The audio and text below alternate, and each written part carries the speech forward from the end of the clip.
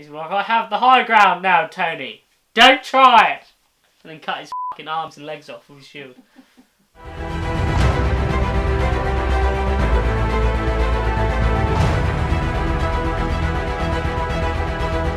We're back! We're back! It's been fucking about a million years. Because we took a little impromptu hiatus. Well, yeah, we ran away for a bit because you scared us away. You didn't, but you did. I'm Captain Asmerica. And I'm your friendly neighbourhood coalman, and we are PopVulture. As you can probably tell by now, which from all the shit around here, we went to go see Captain America Civil War. We did. About 15 hours ago, and I'm very tired. You ain't slept a lot. I went to work today as well, despite getting in at about 4 AM. Dick. As I am El Coolio. But we've got a lot to say. I've got a lot to say. He sent me an essay. Yeah, basically. He wrote a review to me, and I was like, we're meant to do this on camera, not on text. We don't do text because I can't write. I'm illiterate. I'm not. You're a little something. So I'm just going to go for a minute, Max Landis style, and interject. Do you want me to just leave? Yeah, you can go if you want. I'll just sit and do it myself. You can just sit and just be like, I like Captain America's face. I do. That's one of my points, to be fair. So it's been exactly 10 months since the last MCU outing, obviously being Ant-Man. It's been exactly a year since Age of Ultron was released as well. And prior to that, it's been 2 years, almost to the date. It's been 2 years, almost to the date from Winter Soldier. Oh, shit. Right off the bat, obviously, tonally, this film is very much more Winter Soldier than it is Age of Ultron. There's no Whedonisms. There isn't, much to a lot of people's delights. Obviously, Age of Ultron is a great film, but a lot of people took umbrance with it. I didn't like that it was too jokey. It was Age of Ultron. It was too jokey. It was a little bit too jokey. This is very, very... I'll get to that. One thing I will say, obviously, it's taken over by the Russo brothers who did Winter Soldier. That is partly why it's so Winter Soldier-esque in its... Well, yeah, I mean, just even the music. I mean, obviously even the music was like, they used the same sort of stuff. It's through and through a sequel to Winter Soldier. Yeah. One thing I do love about the Russo brothers is they have the innate ability to sort of draw very human performances out of characters that might not necessarily be human. Obviously, they're kind of superhuman people, but everybody's performance in this film is very, very on point, very on the ball, very human, and I'll sort of touch on that a bit later. Do you think that's sort of more because of like the experience they have with like TV comedy? I think so. It was really sort of more character driven and stuff. I think definitely they because of their roots, they had to write people stories. Yeah. And you go from writing people stories to write a superhero movie. No, at the end of the day, just because they got powers, they're still people. Exactly. There's underlying issues for each of these people. And I think that's why a lot of people took issue perhaps with Age of Ultron as well, is because there wasn't as much character development. Well, there was barely any character development. Well, it wasn't. They sort of just rebounded off of the original Avengers film when they did some character development. So the film is long, but it was just over 2.5 hours. It's real long. I mean, we didn't get to cinema until 3 AM. No, there was 25 minutes of trailers, to be fair, but it's not Batman vs Superman long. And I think the reason it's so long is probably predominantly down to the pacing. But to sort of turn around and say that the pacing is an issue couldn't be further from the truth. Like, the only reason the pacing sort of fluctuates so much is because there are such heavy action sequences, and probably the heaviest action sequences that we've seen in a superhero, in a Marvel movie at least, to date. Fucking legit stuff. Exactly. The airport fight is so good. Is like it's what you want from when you think of a Marvel film and you think of a fight scene you want to see in a Marvel film. That is fucking the definition of. That is the culmination of everything that the entirety of the Marvel Cinematic Universe has been working up to. Yeah. That one set piece, and it is phenomenal. The greatest action sequence in superhero movie history, for me anyway, from a personal standpoint. Just great. Hard to argue, definitely. Yeah. I mean, it's fucking fantastic. It pays its dues to all the crazy shit that goes on by sort of taking a step back, taking a breather every so often to recalibrate and to discuss. Well, there's so much going on. There was so much going on. There's so much going on. And the thing is, you've got the introduction of these new characters as well, in the midst of all the drama and stuff that's going on with all the original Avengers that we know. And I must admit, that was one of my main concerns, is how are they going to juggle it? How are they going to balance everything What out? I was worried about was not so much how are they going to juggle it, but was like, are their introductions going to feel too shoehorned in? 100%. And they don't. That couldn't be further from the truth. They do not. At all. Everybody gets their own moment. They get their own section. And even people that you wouldn't necessarily expect to have a decent period of time within the film still manage to get enough time. I mean, it's like what you said. It's like when you're thinking the film's ticking along, you're thinking, oh, what's Vision doing? All of a sudden, here's what Vision Here's what doing. Vision's So doing. here it is. The film, sort of through and through, is largely about debate. Obviously, everybody by this point should have had the whole storyline of Civil War, or this version of Civil War, the Civil War storyline, drummed into them. It's very much a story of you need to be made responsible for your actions. And I think kudos to the trailer for pretty much just, here's your storyline, done. That element of it, I would go so far as to say, is probably only 25% of the overall story. There is so much else going on. Well, yeah, exactly. Even with the introductions, obviously, they take up a decent chunk of the film as well. Black Panther's introduction is more to do with an implication of this new order of the Avengers, having their accountability club. But there's not even an element of backstory to it. It's Black Panther already exists. He's already in the universe. He just so happens to take the mantle because his father did. Spoiler. Everybody gets their licks in. Yes, that. I don't know why I did that. I don't know why you did that either. I'm very creeped out right now. Good. But this movie is much like Batman vs Superman. It's more about the idea of the Avengers than it is about the Avengers themselves. Yeah, I mean, to be fair, the film is still set around the focal point of Captain America. 100%. He is still the protagonist. We probably should have said by now, obviously, I'm very firmly Team Cap. Yeah. And whereas I was very firmly Team Iron Man going in. Credit where credit's due, the film does a very good job of balancing it out. I sympathise, not necessarily empathise, but you end up sympathising with Tony a lot more and understanding his point of view. Yeah. And it's all very relevant points from both sides. I don't know how far you would agree with this, but this version, this Iron Man, this Tony Stark, is the best version of Iron Man we've had since Iron Man. Yeah, since Iron Man 1. Yeah. There's things in this that make you sort of more against what Cap's saying as well. Well, as much as it is a Cap film. Yeah. Captain America is no longer this blue-eyed boy. Yeah, well, that's weird. That was really weird. Well, it's like obviously the comment that Tony Stark makes as well in Age of Ultron about not trusting anyone with the dark side. And in this film, you see a bit of Cap's dark side. Yeah, pretty much. And the things that bring that out, anyway. Yeah, I mean, it's not really necessarily a dark side per se, but it's his flaws. Yeah, I mean, obviously everybody knows he's dedicated to Bucky. Yeah, his loyalty is his pitfall. Yeah, it is his downfall. His downfall.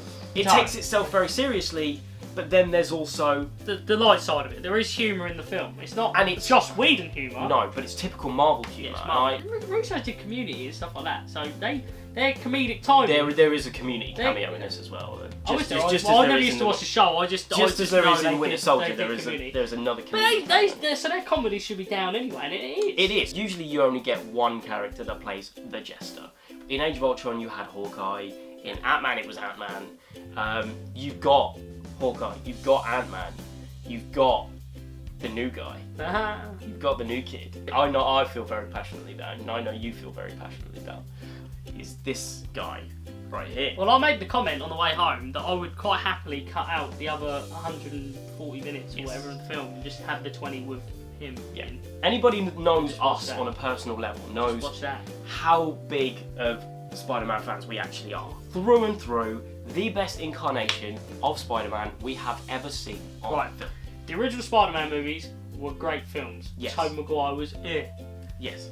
The second set of Spider-Man movies, the movies were a bit Andrew Garfield was great. Yeah. This nails. This is fucking just like, we're just hitting the nails down everywhere. It nails everything. Tom Holland encapsulates everything that there is to love about Spider-Man as a character.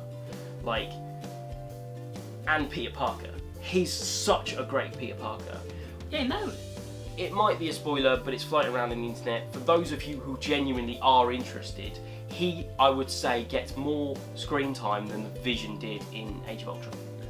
It builds up the anticipation for what he's doing at any one time. Yeah, the thing they had to do with this as well is they had to balance it, because they knew introducing... Because at the end of the day, Spider-Man's the fucking biggest hero in Marvel. He is their He's their flagship. Yeah, he is their main superhero. He doesn't completely steal the show. He's in it for enough time, and he's incredible. But it leaves you completely and utterly yearning for more Spider-Man. Well, yeah, exactly. That's what I'm saying. They don't give you too much now. We're gonna get his film. I'm yearning. With f***ing Iron Man. Every single moment he is on screen, I was grinning from ear to ear. Yeah, same. I can't even put it into words. That was great. He was great. You can systematically pretty much go through every single character in this movie and say why they were great or why they weren't so great. Obviously, there are highlights. And the highlights for me were as follows. Black Panther. Yes. Not only do you get an introduction of Spider-Man, which should have just been, like, taken the whole film, just gone, Spider-Man is done. Black Panther was incredible. And the way that he's handled, obviously, I touched on that you get a lot of very human performances, but his performance is the most human out of all of them. He doesn't even need to speak. In the way that he fights, in the way that he manoeuvres himself, there is so much fury and just rage behind the entire thing. It's just handled so well. Phenomenal. Genuinely phenomenal. Another person I would say is a highlight for me is Scarlet Witch. And I know this is the one thing that we have mixed opinions on. I am so in love with the Scarlet Witch. Not only because it's Elizabeth Olsen, and let's face it, she is nice lady. She is nice lady. She is so powerful that she doesn't even know how strong she actually is. No. And there is so much more potential there. She's, for me, is the most interesting and the most intriguing of the Avengers, if you want to call them the Avengers in this. And I thought she knocked it out of the park acting-wise. And that's where you fall apart. I just can't. The thing that gets me is the fucking accent. What the fuck are you? Are you fucking from fucking Sokovia? Sokovia? I was gonna say Slovakia, and I was like, Sokovia? You fucking Sokovian, or you American? Well, the opening. I don't give a fuck. You disagree with this. When you watch this tomorrow, you'll realise. Watch the opening few scenes. She speaks with a full American accent. Right? But no, she doesn't. There's no tinge. There's a very slowness in her speech, but there's no tinge. And then later in the film, she's got a tinge, and it's like, what the fuck are you doing? But you've got to bear in mind, she's been in America for a long period of time. She's been trained by all these American people. For those people that took umbrance with her accent in Age of Ultron, it is better. It is a lot better. Aaron Taylor-Johnson's friggin' We don't have to worry about him. I know, he did, but like, in his accent was a shit so show. bad. That was a shit show. You know, because the thing that annoys me, right, is everything else is so fucking perfect. And that sticks out to me like a sore thumb. It didn't pull me out. It's just like, stop that. Just talk with the American accent. No one cares. We'll just ignore that you had the accent before. Didn't pull me out. Just speak with the American accent. I love her. Yeah, but that's you. You have a weird thing for her. Yeah. Moving on in sort of character highlights for me, Ant-Man. Like, I loved the solo Ant-Man movie. Yeah. Came out of nowhere. Just great. Paul Rudd is the king of comic relief. Or he was. Until Spider-Man turned up and went, awkward. Hey everyone. It's my show. Hello. Same with Hawkeye as well. Like, he wasn't necessarily a highlight for me, but I like Jeremy Renner as Hawkeye. I like Clint Barton. And I know a lot of people don't. And they kind of think, oh, well, he's just a bow and arrowy man. Yeah. But I like it. And if we're going off of lack of screen time, Zemo gets barely any screen time whatsoever. But they very heavily MCU him up to fall in line with the storyline that they want to go with and his sort of actions and things like that. I would say Zemo is the best villain that we've had since Loki. Yeah. Which isn't saying much, but at the same time, he's not in the film a lot either, but it's the things he does. One thing I will say that I didn't bring up to you initially. My arse hurts. Okay. Really bad. One thing that I will say that I didn't really mention to you before, Martin Freeman. Oh yeah, he was there, wasn't he? He was there for like 40 seconds. Just like, oh, I got an American accent. Weird. That's insane. Very, very strange. There is obviously a lot more to be said, but I'm very tired. There's fucking loads. We could talk for weeks, millennia, years, till fucking Infinity War Part 1. I'll wrap this up simply by saying that a movie franchise is only ever as strong as the sum of its parts. And with the parts of the Marvel movie franchise becoming so big, when you piece them all together, the collected sort of output, the collected universe, then becomes something that is completely unfathomable. This has got fucking deep. And I cannot wait, off the back of that, for a solo Black Panther movie, which we know is coming. Spider-Man. And Spider-Man. And Spider-Man, Spider-Man, Spider-Man. Spider-Man, Spider-Man. All you need to take away from this is Spider-Man. Spider-Man, basically. That is everything that we have to say. There you go. Fucking score it. Oh yeah, I forgot we need to score it. We need to score it. Then we need to give it a number. Okay, this is important. Right. Okay, right. Out of 88. Did you have a number in your head? Yes. No. You didn't? Not out of 88. I had an out of 10 number, which I shouldn't have done. I'm sorry. We do. Out of 88, I know what I'm going to score it now. Go on. 86. It is by no means a perfect movie, but for me, it sung and danced and just entered me. I'm just going to agree. 86? Yeah. No argument there? What do you think off camera? What would you have given it, Alex? Yeah, 85, 86. Boom. It's solid. Go see it. He's solid. I'm solid. We're solid. Spider-Man. 88 out of fucking I'm million. going Wait, to bed. Why did I say 8 out of a million? Fuck you. I need to go to bed. I'm going to bed. He just fucking turned the camera off, and like, what I'd like to say is, would you please leave a comment and like maybe like it and share and like subscribe. Please fucking subscribe. Like, we need more subscribers. We won't do a hiatus again. He'll get back in his fucking dungeon and edit videos like a good little prick. We've been PopVulture. See you later. What?